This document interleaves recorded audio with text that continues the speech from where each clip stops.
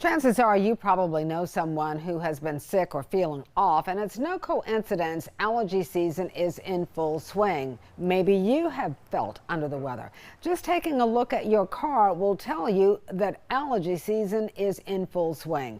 WECT's Mackenzie Brunn spoke with a doctor today about what you can do to find some relief. Mackenzie, are they seeing an uptick in people dealing with allergies?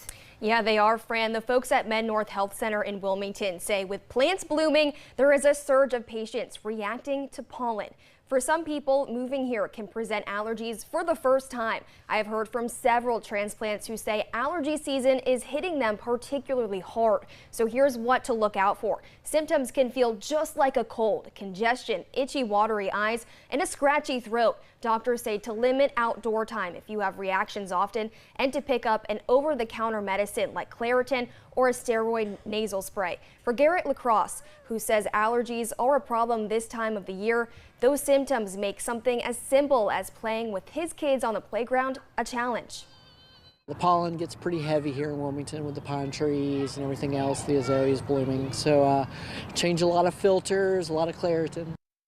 Now, coming up at 6, we'll hear from a doctor when allergic reactions can actually lead to medical attention. Mackenzie Brunn, WECT News.